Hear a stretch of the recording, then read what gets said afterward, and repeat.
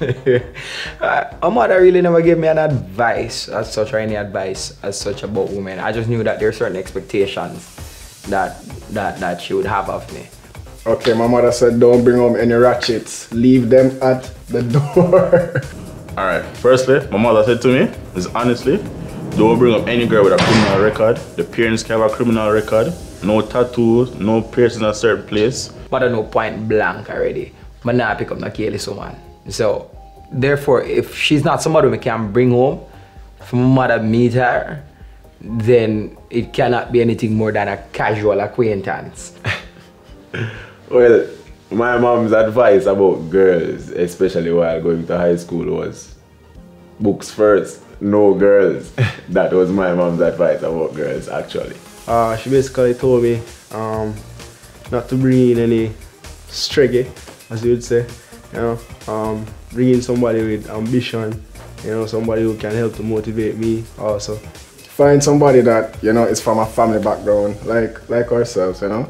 Somebody intrinsically just like her. So, from a big family background, can cook, can clean, can wash, multi-talented, all in one form. So that was her advice, just find somebody that's gonna be good for me.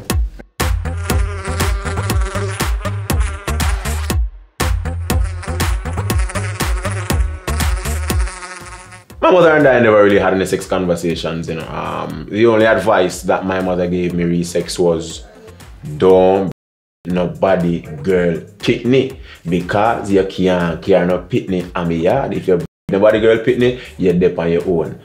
Well, my mother was very, very open about sex.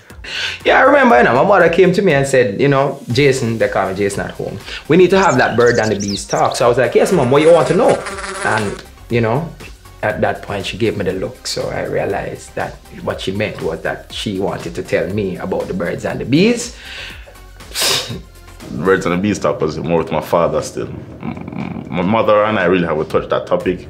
But I'm sure she knows that I've been there already with girls. She's seen a couple there at the house. The conversation took the direction of her coming into my room, throwing a pack of condoms on the bed and said, make sure you use them, don't bother go none of miss. Nah, call her name, Grand Picnic there. Me see her anchor around that little girl there, you know, me see you. Yeah, she talked to me about sex, but she do it in a way where she just give me a book to read. She never really come and say, you know what, when you're using a condom or this is a condom, I already knew what a condom was, I already knew how to use it, but she just gave me the book to kind of give me that scientific background where it can help me to kind of better understand what's going on with my body. Learned about it from a very tender age. She told me everything from penis to vagina, the whole story. So yeah, she gave me a little advice, but not the full picture. But I give her A for effort. And from ever since, I've adhered to my mother's rules, and up until now, me no nobody girl fit me. Mom, me love you. Thanks for the advice there.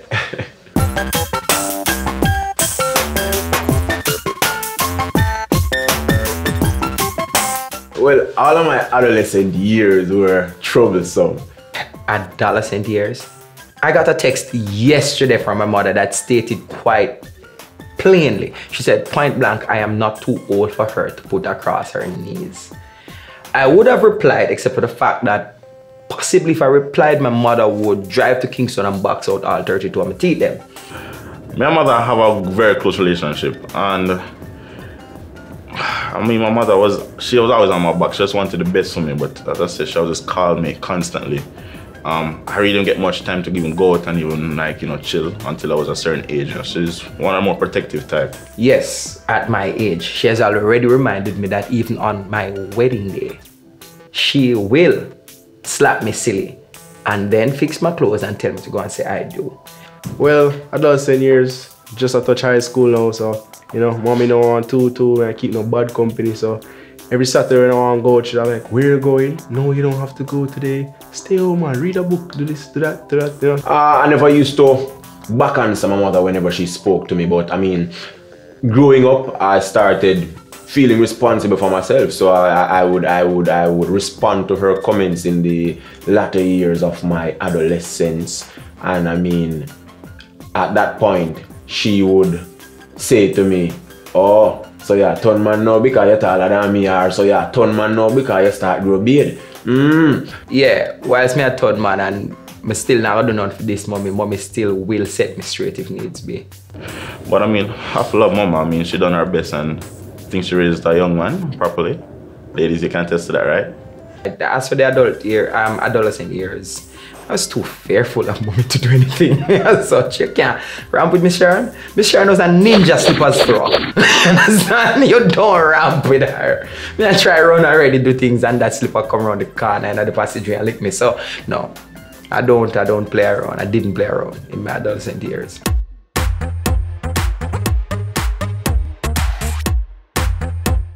For some strange reason, my mother has always been the one to instill certain values in me, especially with regards treating women. I can remember my mother always telling me, especially she and my sister, you know, because my sister is older than me as well. She looked at me and said, Melbourne, if me ever find out say I beat your girl, you know, me and your sister come and we'll help her to beat you back, you know. Your mother's your very first caregiver.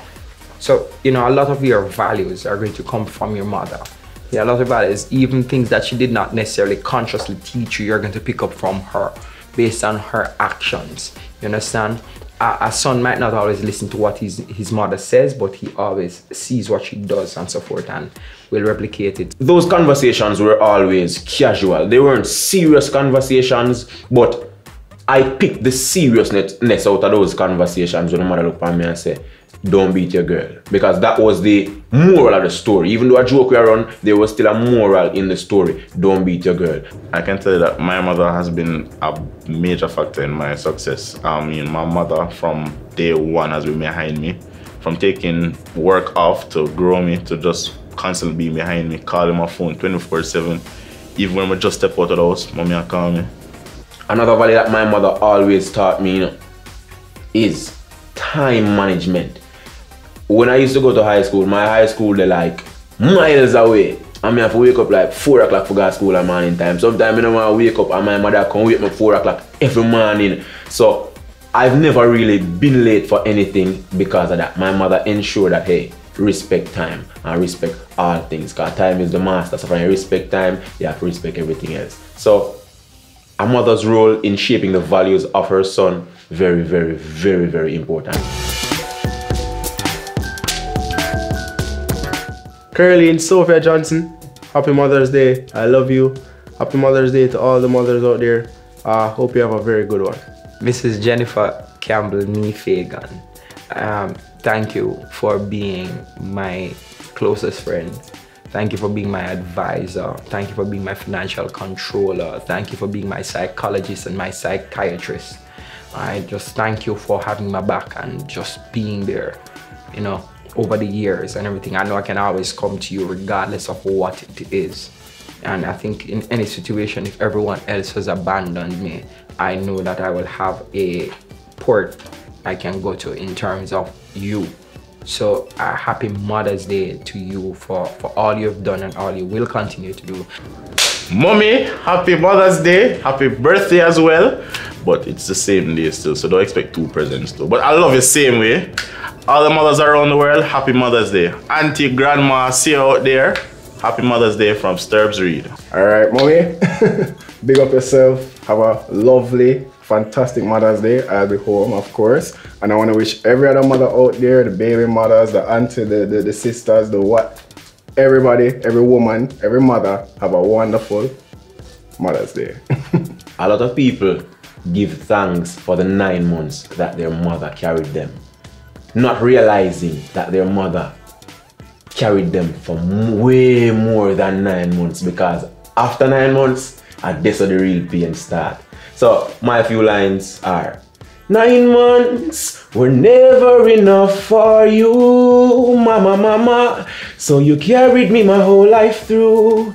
I say 9 months were never enough for you, mama, mama, so you carried me my whole life through. So I give thanks for all my life. Mama, thank you. I love you. Happy Mother's Day.